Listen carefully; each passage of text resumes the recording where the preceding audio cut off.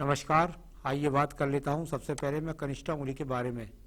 कनिष्ठा उंगली ज्ञान के स्तर को बताने वाली उंगली के रूप में जानी जाती है, बुद्धि के स्तर के रूप को जानी जाती है, और ये सूर्य की उंगली के पहले कट तक पहुंचाए तो व्यक्ति बुद्धिमान भी होता है, ज्ञानवान भी होता है, सही समय पर सही निर्णय भी लेता है, अच्छी याददाश्त भी होती है, भाषा शैली भी सुंदर होती है, और जिनके बीच में बैठता है वह लोगों के बीच में अपनी पहचान भी बनाता है। तो कुल मिलाकर एक सुंदर स्वरूप को लेने वाली ये कनिष्ठा उंगली आपकी वर्तमान में यहाँ पर है, वर्तमान में अच्छा स्वरूप बना हुआ है इसका।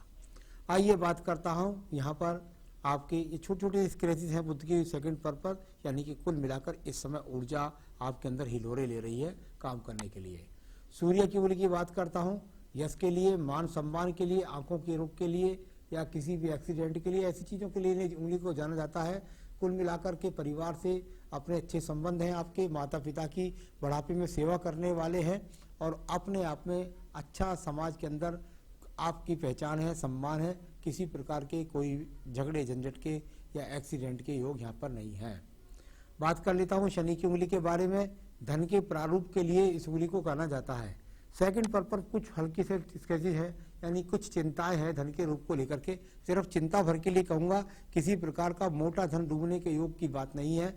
चिंताओं के रूप में कहूँगा कि हाँ, धन के संघर्ष के लिए कुछ चिंता है। स्वास्थ्य की स्थिति यहाँ पर कुल मिलाकर ठीक है। आइए बात करता हूँ बृहस्पति की उंगली के बारे में। बृहस्पति की उंगली पर मुझे कुछ संकेत अच्छे नहीं दिखाई देते, यानी कि यहाँ पर ये छोटे छोटे एक तो गैप, उसके बाद यहाँ सेकंड पर छोटे छोटे स्क्रैचेस के चिन्ह, यानी कि वर्तमान में अपनी कुछ समस्याओं के कारण हो सकता है पत्नी से सेटिंग सही तरीके से ना हो रही हो, या पत्नी के साथ थोड़ा सा वैचारिक में चल रहे हो, इस प्रकार को दिखलाने वाली चीज़ें। और यहाँ बीच में अगर आप ये नीचे वाला जो छिद्र है, इसका कारण होता है व्यक्ति के जीवन के अंदर इसे भरना अति आवश्यक होता है, वरना आपके पास धन के आगमन कभी नहीं बनेंगे। साथ ही साथ धन का खर्चा इतना बना रहेगा कि आपको उसके खर्चे के पूरे करने भारी हो जाएंगे। तो ये उस तरह का चित्र है जो व्यक्ति के जीवन के अंदर धन नहीं जुड़ने देता। आइए बात करता हूँ बुध पर जब मैं देखता हूँ तो बहुत हल्की रेखाएं जो इनका उदय हो रहा है, वर्तमान में इन रेखाओं का उदय हो रहा है। अभी ये रेखाएं उदय नहीं हुई हैं, हाँ दूषित रूप में नहीं है। इसका मतलब ये हुआ कि आने वाला 4-5 साल का वर्ष आपका अच्छा होने वाला है, क्योंकि ये रेखा जब यहाँ बन रही है इतनी, तो इनकी ऊर्जा इतनी होती है कि आने वाले कम से कम 5 साल तक ये अपने वेग के कारण आपके जीवन के अंदर अच्छे धन के आगमन पैदा करेंगी। चलिए अब मैं बात करता हूँ इसके बाद में सूर्य पर्व के बारे में। सूर्य का पर्व यहाँ कुल मिलाकर यदि देखें तो यह अपने आप में वो पर्व है जिससे राज्य सरकार की नौकरियों के लिए, साथ ही साथ राजनीति में जाएं कि उसके लिए, या आपके जीवन में कितनी यात्राएं करेंगे उसके लिए। मुझे बस भाग दौड़ के चिन्ह ही ज़्यादा नजर आते हैं। सरकारी नौकरी के फ़ायदा या राज्य सरकार से कोई लाभ उठा पाएँ या टेंडर से लाभ उठा पाएँ, इस प्रकार के संकेत मुझे नज़र नहीं आते हैं। चलिए अब मैं बात करूंगा इसके बाद में शनि पर्व के बारे में। शनि का पर्व, धन का पर्व, और धन का पर्व की बात करूं तो ये अपने आप में भाग्य का पर्व भी है। भाग्य के पर्व पर यदि आप देखेंगे तो एक शंख का चित्र नजर आएगा आपको, ये शंख का चित्र यहाँ से जाकर के ऐसे, और ये यहाँ से नीचे, यानी कि अगर आप देखेंगे तो आपको ये शनि पर्व पर शंख है। यानी अभी तो इतना ही कह सकता हूँ कि वर्तमान में भाग्य स्वरूप शंख, यानी कि इस समय आपका भाग्य जो है वो आपका साथ देने के लिए आतुर है। आपका प्रयास इस समय पर जो करेंगे उनमें आपको सफलता मिल जाएगी। इसका प्रारूप का शंख का सिर्फ इतना ही है, ये भाग्य रूपी रेखाओं के रूप में नहीं है, और इसका प्रारूप वर्तमान के लिए है, और वर्तमान में आप कुछ कर्म कर डालिए, उस कर्म से आपको लाभ मिल जाएगा। चलिए मैं बात करूंगा इसके बाद में आपके पर्व की, जिसको बोलते हैं बृहस्पति का पर्व। बृहस्पति का पर्व पर कुछ रेखाएं खड़ी इस तरह से हो, व्यक्ति का स्वयं का मकान निश्चित रूप से उसके जीवन में बनता है। तो अभी किसी प्रकार से यदि देखें तो ये संकेत तो जरूर है कि आपका जीवन में मकान अवश्य बनेगा। कब बनेगा ये अभी हाथ में देख के बताते हैं। आइए बात करता हूँ हृदय रेखा के बारे में। हृदय रेखा ये अपने आप में यहाँ पर देखें, आपके पास विवाह रेखा एक है, यानी कुल मिलाकर पत्नी का सहयोग कम, आपके अपने कमाई से आपका काम चलेगा। ये रेखा थोड़ा सा डाउन हो रही है, यानी कुल मिलाकर के जैसा उंगली पर दिखलाई दिया ऐसा ही हृदय रेखा से ये डाउन रेखा का मतलब, यानी व्यक्ति कहीं ना कहीं अपने मन में सोच रखता है कि मेरी पत्नी कुछ इस प्रकार की होती, या सरंग रूप से होती, या कमाई के आमदनी के साधन से होती, जिससे वो कुछ अपने आप में थोड़ी सी फीलिंग महसूस करता है कुछ असंतुष्टता की। तो ये इस तरह का हृदय रेखा और मन के अंदर कोई बुरे विचार नहीं, किसी के प्रति कोई बुरी भावनाएं नहीं है, मन से आप साफ हैं, कोई किसी प्रकार के बड़े रोग के संकेत भी नहीं हैं। चलिए मैं बात करूंगा मंगल पर्व के बारे में। मंगल पर्व यहाँ आपका काफी दब गया है, यानी मंगल पर्व जब दब जाए और उस पर कर्म रेखाएं हों तो व्यक्ति में संघर्ष जो है वो कितनी बार सांस ले लेता है, यानी कुल मिलाकर थकाव महसूस होने लगता है, लेकिन फिर उठता है, फिर खड़ा हो जाता है, फिर ये रेखा चलती हैं, फिर ऊर्जा भरती है, यानी इनको ऊर्जात्मक रेखाएं चलते हैं।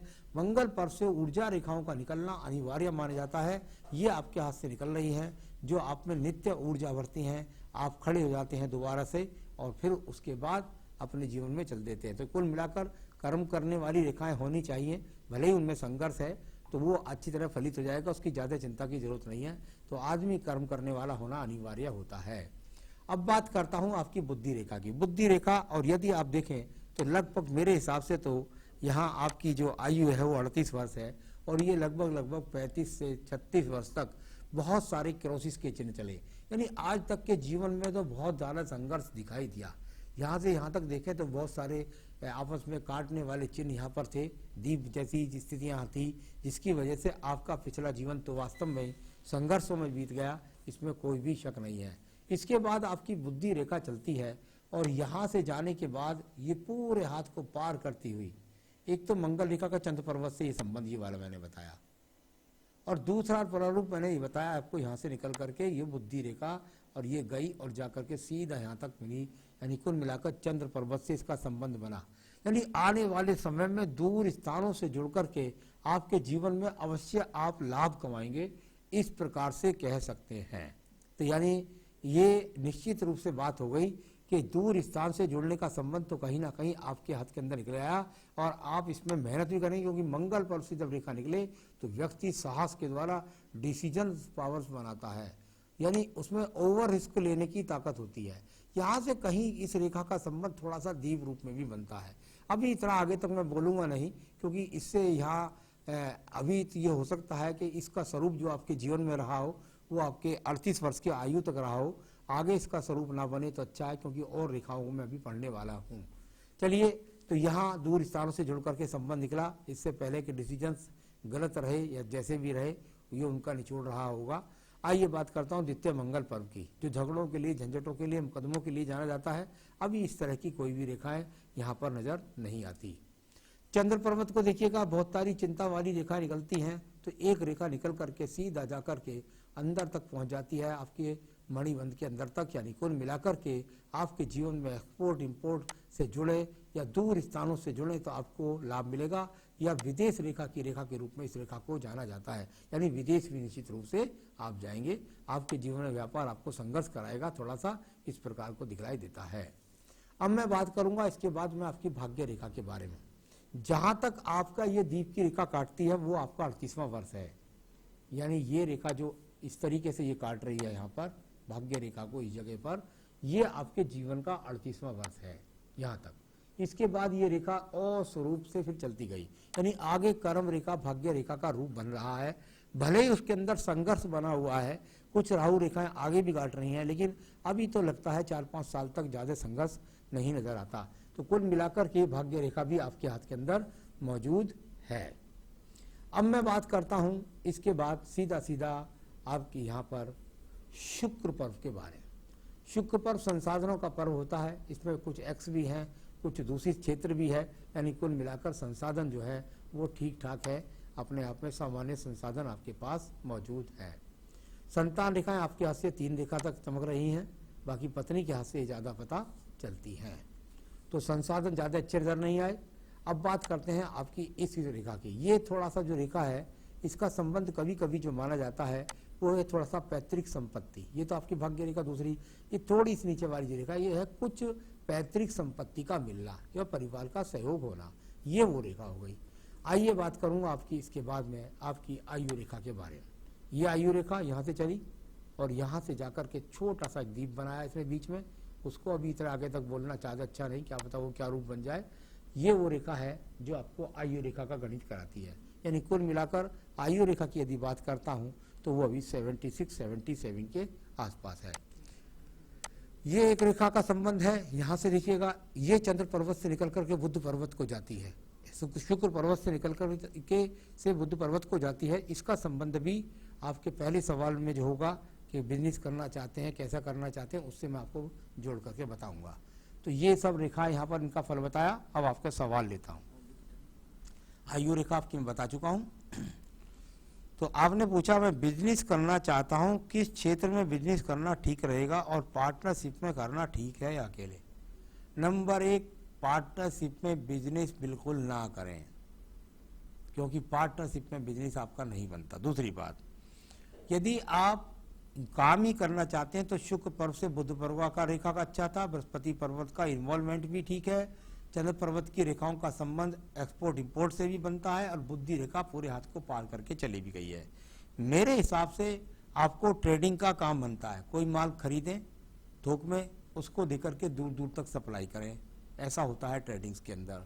आप कोई काम करें किसी व्यापारी के साथ में, उससे माल लें, उसमें कमीशन लगाएं, यानी कहीं ना कहीं आपका कमीशन दलाली का काम बनता है। ट्रेडिंग, कमीशन, दलाली, एक्सपोर्ट, इंपोर्ट, आयात निर्यात, ये सब चीज़ें आपके हाथ के अनुसार बनती हैं। तो यहाँ संबंध बनता है आपका व्यापार का इस तरीके का। यदि आप उस तरह का कुछ कर पाएँ तो आप कर सकते हैं। व्यापार वर्तमान में कर सकते हैं। इस समय हाथ की रेखाएं साथ दे रही हैं। अगर मैं देखता हूँ तो 4-5 साल तक ये हाथ की रेखा को दिखना चाहिए, वहाँ तक मुझे लगता है कि आप इस समय व्यापार कर सकते हैं, आपको फलित हो सकता है। शेयर मार्केट में इन्वेस्टमेंट के लिए आपने कहा कि मैंने इन्वेस्टमेंट की शुरुआत की है। बुध पर अपने आप में ठीक ठाक है, ऐसी बात नहीं है, आपको समझ है थोड़ी बहुत जो है, लेकिन फिर भी मैं कहूँगा आप अपने ही नाम से करें और थोड़ा थोड़ा करके करें, बहुत ज़्यादा ना करें। बुढ़ापा कैसा रहेगा या किस प्रकार की बीमारियां होने की संभावना है, बुढ़ापे तक की बात करना इस एज में अच्छा नहीं है। देखिए, मेरा कहने का अनुसार ये है, मैं वर्तमान में आपका सिर्फ हाथ में बहुत सारी रेखाएं बनने वाली रेखाओं का इंतजार कर रहा हूँ। तो बुढ़ापे की इतनी चिंता ना करें, बुढ़ापा अपने आप सिक्योर होता रहेगा। पहले वर्तमान की चिंता करें तो आपके लिए ज़्यादा अच्छा रहेगा, क्योंकि उस समय तक बहुत सारी रेखाएं अदल बदल हो जाएंगी। आपने कहा मेरा अपना घर कब तक बनने की संभावना है। जहाँ तक आपने अपना हाउस बनने के लिए मुझसे पूछा है, कुछ मंगल पर्व का इन्वॉल्वमेंट, थोड़ा सा यहाँ पर भाग्य रेखा पर बना हुआ एक छोटा सा ट्रायंगल और सूर्य पर्व का ट्रायंगल, यानी कुल मिलाकर के मैं कह सकता हूँ कि आपके 2023 से 24 यानी कि आपके जीवन की लगभग 40 से 41वां जो वर्ष होगा, उसके अंदर काफ़ी संभावनाएं हैं आपको मकान बनने की। उस समय बना गए तो बना गए, यानी कि आप लगभग ऐसा कह सकते हैं 2023 और 2024 में बना गए तो बना गए, वरना फिर आपको काफ़ी टिपिकल हो जाएगा। तो उस समय आपको थोड़ी संभावनाएं बनेगी। संतान योग में हमने बेटी का योग पूछा है, ये पत्नी के हाथ से पता लगता है, आपके हाथ से पता नहीं लगेगा, आपको तो सिर्फ संतान है ये दिखा पता लगता है। विदेश यात्रा के योग के लिए आप पूछ रहे हैं, बहुत आगे तक की बात पूछ ली आपने, लेकिन क्योंकि बार बार चंद्र पर्वत की रेखा का इन्वॉल्वमेंट भी था और उसके गणित को मैं जिस तरह से जानता हूँ उसके हिसाब से मैं समझता हूँ ऐसा मौका आपको 44 से 45 में उम्र में आएगा, यानी लगभग 2026 से 27 में वर्ष में ऐसा मौका आपको आने की बहुत ज़्यादा संभावनाएं हैं। तो ये सब सवालों के जवाब भी दिए मैंने आपको, साथ ही साथ मैंने आपकी सारी रेखाओं पर्वतों को पढ़ करके आपको जवाब दिया। मैं आपको जरूर बताना चाहूँगा कि आप क्या उपाय करें जिससे आपके आने वाले जीवन में आपके सब संकट आपसे दूर रहें और आप अपने व्यापार को सही तरीके से कर सकें। इसके लिए आपको सबसे पहले एक फायर ओपल पहनना पड़ेगा। ये आपका रत्न बनता है जो धन के आगमन बढ़ाएगा और पत्नी का सुख सहयोग दिलाएगा और साथ ही साथ आपके जीवन में तरक्की उन्नति के रास्ते खोलेगा। तो ये धन इकट्ठा करने के लिए फायर ओपल बनता है।